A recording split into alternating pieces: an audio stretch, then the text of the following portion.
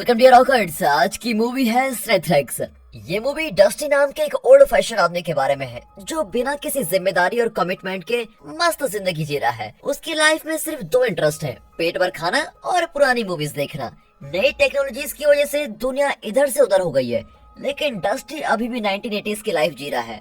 उसे स्मार्टफोन से बहुत नफरत है और टेक्सटिंग चैट वगैरह को तो वो वेस्ट ऑफ टाइम मानता है। और इमोजीज का तो कहे क्या, इमोजीज को तो वो अपना जाती दुश्मन समझने लगता है। उसे मिलेनियल्स यानी कि यंग जनरेशन से बहुत डर लगता है, क्योंकि उसकी और उनके नजरिए में जमीन आसमान का फर्क है। उसे उनकी बोलचाल और रंग भेद बहुत ही अजीब लगते हैं। तो मूवी की शुरुआत में डस्टी कार में बैठकर बर्गर खाते हुए 80s का रॉक म्यूजिक सुन रहा है। वो 50 साल का है, लेकिन अभी तक उससे कोई फुल टाइम जॉब नहीं है। अपने अजीब लाइफस्टाइल के कारण वो अपने फ्रेंड्स को खो चुका है, लेकिन उसे इस बात से कोई फर्क ही नहीं पड़ता कि उसका कोई फ्रेंड है भी कि नहीं। तभी कुछ मिलेनियल्स उसके तौर तरीकों का वीडियो बना रही होती है। डस्टी बहुत अनकंफर्टेबल फील कर रहा होता है, लेकिन वो उन्हें कुछ नहीं कह पाता। कुछ देर बाद उसकी भतीजी चोल आती है और दोनों एक मूवी देखने जाते हैं। चोल बचपन से डस्टी के साथ मूवी देखने जाती थी और इनके बीच ये परंपरा आज तक चली आ रही है। दोनों बहुत ही क्लोज लगते हैं, लेकिन जनरेशन गैप की वजह से दोनों की सोच और बातें बिल्कुल अलग होती है। इतना ही नहीं, चोल को अब अपने अंकल का बिहेवियर बहुत ही अजीब लगने लगता है। डस्टी एक पुराना गाना चलाता है, लेकिन चोल को वो एकदम बोरिंग लगता है। पर डस्टी तो डस्टी है, वो गाना चेंज ही नहीं करता। फिर वे स्नेथलेग्स नाम के एक मल्टीप्लेक्स में जाते हैं। अब कौन सी मूवी देखनी है, इस बारे में दोनों बहुत चर्चा करते हैं। डस्टी 80s की एक विंटेज मूवी देखना चाहता है, जिसे वो पहले भी 10 बार देख चुका है। लेकिन चोल तो स्नेथलेग्स का एक्सक्लूसिव 3D मूवी देखना चाहती है, जिसका नाम है चोजन। आखिर चोल जीत जाती है। वहाँ मिलेनियल सेल्फीज ले रहे होते हैं और कुछ टेक्स्ट भी कर रहे होते हैं। ये सब देखकर डस्टी को बहुत चिड़न होने लगती है। ऊपर से उसके पास मूवी टिकट्स के पैसे भी नहीं होते, क्योंकि इस मल्टीप्लेक्स की मूवी टिकट्स बहुत ही महंगे होते हैं। ये है मॉडर्न लाइफ की खासियत, सब कुछ कॉस्टली। और बेचारा डस्टी तो इसमें एडजस्ट ही नहीं कर पा रहा है। लेकिन चोल के पास कुछ पैसे होते हैं और वो टिकट्स खरीद देती है। फिर स्नेथलेग्स के स्टाफ का बर्ताव डस्टी को बहुत दिखावेदार लगता है। और फिर अंदर जाने से पहले डस्टी स्नेथलेग्स का 3D ग्लास फेंक देता है और अपने खुद के ग्लासेस पहन लेता है, जिन्हें वो शिफ्टर्स कहता है। डस्टी को 3D मूवी से इतनी नफरत है कि उसने अपने लिए ये स्पेशल ग्लास बनवाए हैं जो 3D को भी 2D बनाकर दिखाते हैं। वाह। वो चोल को भी शिफ्टर ग्लास देता है, लेकिन वो मना कर देती है और कहती है कि चाचू 3D के पैसे देकर 2D देखोगे क्या। फिर डस्टी पॉपकॉर्न खरीदने जाता है। वहाँ मिलेनियल्स उसको घेर लेते हैं और पूछते हैं कि अंकल कहीं आप गलती से 3D सेक्शन में तो नहीं आ गए। डस्टी कहता है कि मैं 3D मूवीज का फैन हूँ, समझे। फिर वो थिएटर के अंदर जाता है और देखता है कि स्नेथलेग्स का मैनेजर, जिसका नाम जज है, चोल के साथ फ्लर्ट करने की कोशिश कर रहा है। और फिर डस्टी के आते ही जज चला जाता है। तभी चोल के दो फ्रेंड्स आकर उसके पास बैठ जाती है। तब पता चलता है कि ये सब चोल का प्लान था। उसने घर से बाहर निकलने के लिए डस्टी के साथ मूवी जाने का बहाना बना दिया था। डस्टी बहुत चिढ़ जाता है कि चोल उसके साथ वक्त नहीं गुजार रही है, और ऊपर से उसके फ्रेंड्स ने डस्टी की सीट भी ले ली है। फिर वो चोल को कन्विंस करने की कोशिश करता है, लेकिन वो डस्टी के साथ बैठना ही नहीं चाहती। उसे लगता है कि उसके अंकल बोरिंग है और उसके फ्रेंड्स इस बात के लिए उसको बहुत चिढ़ाएंगे। ये जानकर बेचारा डस्टी बहुत उदास हो जाता है, लेकिन उसके ठीक पीछे की सीट पर बैठ ही जाता है। अब जज स्टेज पर अनाउंस करता है कि मूवी शुरू होने वाली है, इसलिए सब अपने फोन्स बंद कर दीजिए और 3D ग्लासेस पहन लीजिए। इस पर मिलेनियल्स खुशी के मारे हंगामा मचाने लगते हैं और आखिर मूवी चोजन शुरू हो जाती है। ये एक लव स्टोरी है, लेकिन इसकी कहानी और एक्टर्स की परफॉर्मेंस एकदम अजीब। लेकिन सिर्फ 3D इफेक्ट की वजह से मिलेनियल्स को ये मूवी बहुत पसंद आती है। वे बात बात पर तालियां और सीटी बजाने लगते हैं। लेकिन डस्टी बिना ग्लासेस के देख रहा होता है और उसे पूरी मूवी उठपटांग लगती है, पता नहीं क्या। वो वेट करता है कि कब ये बेकार सी मूवी खत्म होगी और कब वो घर जाएगा। फिर उसे शिफ्टर ग्लास की याद आती है और वो उनको पहन लेता है। जो फिल्म 3D में उसको बेकार लगी थी, अब 2D में वो और भी बेकार लगती है। अब वो अपने एंटरटेनमेंट के लिए दूसरों को परेशान करने का फैसला करता है। चोल की फ्रेंड टेक्स्ट कर रही होती है। डस्टी उससे कहता है कि यहाँ फोन यूज करना मना है। अनाउंसमेंट सुनी ना क्या तुमने। इसी बात पर वो छोटा सा तमाशा खड़ा कर देता है और मिलेनियल्स बड़े इरिटेट होने लगते हैं। लेकिन ये तो डस्टी है, चुप रहने का नाम ही नहीं लेता। और फिर तंग आकर चोल अपनी फ्रेंड को फोन को स्विच ऑफ करने का कहती है। अब डस्टी को लगता है कि वो जीत गया, लेकिन चोल अपने फ्रेंड्स के आगे बहुत इंसल्ट फील करती है। जैसे जैसे मूवी आगे बढ़ती है, डस्टी की बेसब्री हद पार करने लगती है। एक सीन में उसे लगता है कि स्क्रीन में कोई प्रॉब्लम है, लेकिन शिफ्टर निकालने पर सब कुछ ठीक लगता है। अब कंफ्यूज होकर डस्टी स्नेथलेग्स ग्लास पहनकर 3D एक्सपीरियंस करना चाहता है। वो कुछ देर के लिए चोल का ग्लास मांगता है। इतनी देर अंकल की बचकानी हरकतों से चोल बहुत तंग आ चुकी है। और डांटती है कि अगर आप इस वक्त चुप न हुए तो मैं कभी आपके साथ मूवी देखने नहीं आऊंगी। आप आखिरी बार नॉर्मल कब हुए थे? हाँ।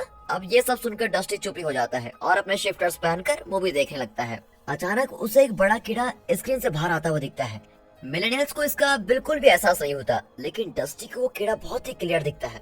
वो घबराकर अपना ग्लास उतार कर देखता है तो कीड़ा तो नहीं होता। अब डस्टी को शक होता है कि उसकी 2D ग्लास में कोई प्रॉब्लम है। चेक करने के लिए वो दोबारा शिफ्टर्स पहनता है तो कीड़ा उसको खाने के लिए बहुत क्लोज में आ जाता है। अब डस्टी डर के मारे चीखता है और सारा थिएटर सर पर उठा लेता है। उसका सारा पॉपकॉर्न चोल और उसके फ्रेंड्स पर गिर जाता है। फिर मिलेनियल्स गुस्से में उसको गाली भी देने लगते हैं, लेकिन डस्टी जानता है कि थिएटर के अंदर कोई गड़बड़ तो जरूर है। वो चोल को अपनी बात बताने की कोशिश करता है, लेकिन एज यूजुअल वो अपने अंकल को ही डांट देती है। अब मैनेजर जांच आकर डस्टी को बाहर लेके जाता है। इस पर मिलेनियल्स बहुत ही खुश होते हैं कि चलो अंकल से छुटकारा तो मिला, लेकिन चोल को डस्टी की फिक्र होने लगती है और वो भी बाहर आ जाती है। डस्टी फिर से एक्सप्लेन करता है कि स्क्रीन से एक बड़ा कीड़ा बाहर निकला था, लेकिन जांच को लगता है कि अंकल 3D इफेक्ट को देखकर घबरा गए होंगे। पर डस्टी को 100% यकीन होता है कि उसने कीड़ा देखा था। अब डस्टी टिकट्स का रिफंड लेकर घर जाना चाहता है, लेकिन चोल उसकी बात नहीं मानती कि ऐसा नहीं हो सकता। वो कहती है कि आपकी वजह से बार बार मुझे सबके सामने इंसल्ट होना पड़ रहा है। सबका ध्यान आकर्षित करने के लिए आप न जाने क्या क्या करते रहते हैं। ये कहकर वो थिएटर के अंदर चली जाती है। डस्टी भी उसके पीछे जाता है, लेकिन जाज कहता है कि आपको मैं अब अलाउ नहीं करूंगा। बेचारा डस्टी अब मायूस होकर वहाँ चोल का इंतजार करता है, लेकिन जैज कहता है कि आप हॉल में वेट नहीं कर सकते, इसलिए मेरे साथ प्रोजेक्शन रूम में चलिए। वहाँ जैज और उसके स्टाफ बात कर रहे होते हैं कि जल्द स्नेथरेक्स अपने सुपर रियलिस्टिक सिनेमैटिक एक्सपीरियंस से पूरी दुनिया पर राज करने वाला है।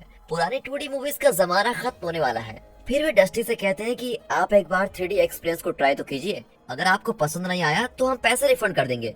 ये कहकर जाज डस्टी को स्नेथरेक्स ग्लास देता है, लेकिन बहुत सोचने के बाद डस्टी मना कर देता है। इस पर स्नेथरेक्स का स्टाफ बेहद गुस्सा हो जाता है। अचानक ही उनका चेहरा एकदम बदल जाता है, जैसे उन पर भूत चढ़ गया हो। वे डस्टी पर अटैक करते हैं और एक न्यूक्लियर चीज पर धकेलने की कोशिश करते हैं, पर डस्टी अपने पॉकेट से सड़ा हुआ बर्गर निकालकर स्टाफ के मुंह में घुसा देता है और वहां से बच निकलता है। वो मेन हॉल में पहुंचता है और बिल्डिंग से बाहर का रास्ता ढूंढता है, लेकिन स्नेथरेक्स के स्टाफ अब ज़ॉम्बी जैसे बन चुके हैं और हर तरफ डस्टी को ढूंढ रहे होते हैं, इसलिए अब वो बाहर नहीं निकल सकता। वो छुपते छुपाते स्टोर रूम में चला जाता है और वो काम करता है जो वो किसी जन्म में नहीं करना चाहता था। वो चोल को कई टेक्स्ट मैसेज भेजकर माफी मांगता है और बताता है कि मुझे डर है मैं तुमको खो न दूं। फिर वो चोल को इस खतरे के बारे में वार्न करता है।